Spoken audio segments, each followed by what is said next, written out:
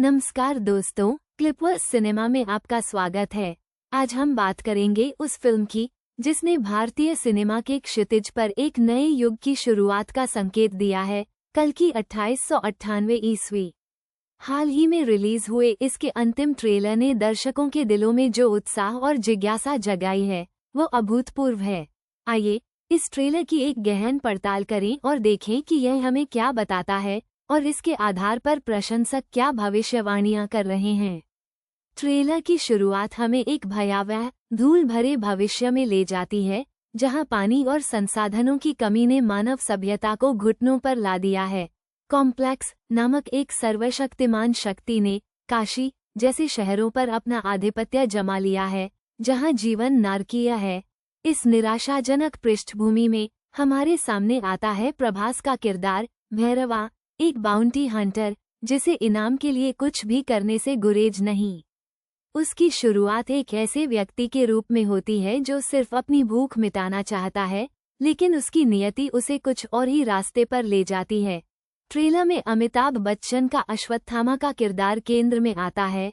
महाभारत के इस अमर योद्धा को सदियों से एक श्राप का सामना करना पड़ रहा है और वो इस श्राप से मुक्ति पाने के लिए पिंड की तलाश में है।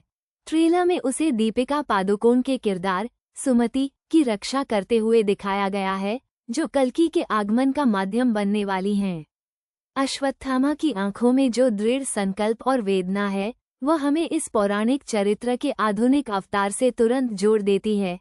वह सिर्फ एक संरक्षक नहीं बल्कि प्राचीन ज्ञान और शक्ति का प्रतीक है, जिसका उद्देश्य अंधेरे को मिटाना है।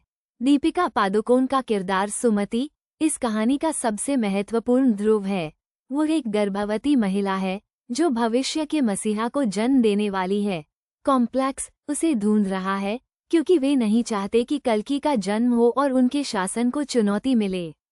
सुमति की असहायता और फिर भी उसकी अंदरूनी शक्ति हमें स्पष्ट रूप से दिखाई देती है।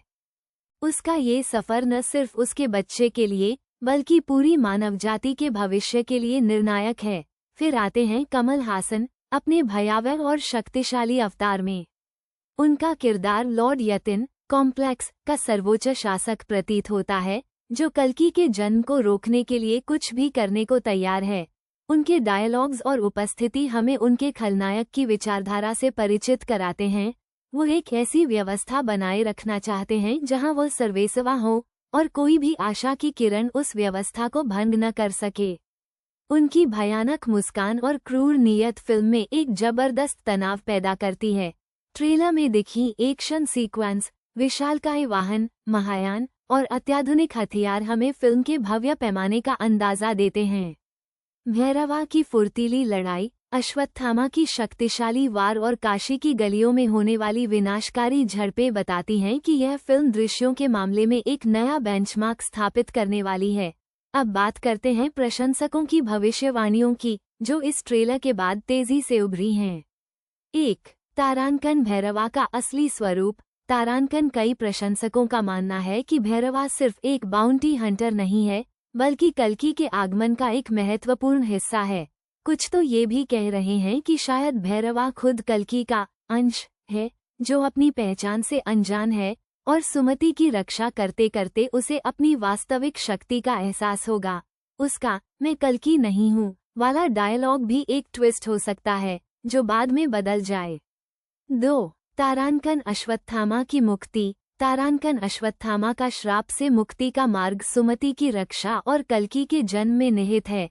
प्रशंसक उम्मीद कर रहे हैं कि वो अपने कर्मों का प्रायश्चित करेगा और अंततः अपने चिरस्थायी दर्द से मुक्ति पाएगा। पिंड की तलाश शायद उसी पिंड की है जो कल्कि के जन्म से संबंधित हो। 3. तारांकन कल्कि का आगमन। तारांकन क्या कल्कि तुरंत एक बड़े योद्धा के रूप में प्रकट होंगे या हम फिल्म में उनके बचपन को भी देखेंगे? कुछ का मानना है कि कल्कि की शक्ति धीरे धीरे जागृत होगी, जबकि अन्य मानते हैं कि वे सीधे युद्धभूमि में उतरेंगे। ये भी संभव है कि कल्कि सिर्फ एक व्यक्ति न होकर एक सामूहिक चेतना या विचारधारा हो। 4. तारांकन लॉर्ड यतिन का अंतिम लक्ष्य। तारांकन कमल हासन का किरदार सिर्फ सत्ता का भूखा नहीं बल्कि शायद एक ऐसी दुनिया बनाना चाहता है जिसे वह नियंत्रित कर सके। उसकी विचारधारा शायद वर्तमान के अंधकार युग को ही सर्वोत्तम मानती हो, जहां व्यवस्था बनी रहे, भले ही वो क्रूर हो। 5. तारांकन महायान का रहस्य। तारांकन ट्रेलर में विशाल महायान नामक वाहन को दिखाया गया है। क्या यह एक उड़ता हुआ शहर है, एक युद्धपोत है, या फिर कोई ऐसा स्थान जहां कल्कि को छिपाया गया है? इसकी भूमिका भी कहानी में महत्वपूर्ण मानी जा रही है। कल्कि 2898 ईस्वी सिर्फ एक साइंस फिक्शन फिल्म नहीं, बल्कि भारतीय पौराणिक कथाओं और भविष्य की एक अद्भुत गाथा है। नाग अश्विन ने जिस भव्यता और गहराई के साथ इस कहानी को गढ़ा है, वह वास्तव में सराहनीय है। ये फिल्म हमें सोचने पर मजबूर करती है कि जब मानवता अपने सबसे निचले स्तर पर होती है, तो आशा की किरण कहाँ से आती है। हम फिल्म के रिलीज होने का बेसब्री से इंतजार कर रहे हैं ताकि इन सभी रहस्यों से पर्दा उठ सके। आपकी क्या भविष्यवाणियां हैं इस फिल्म को लेकर?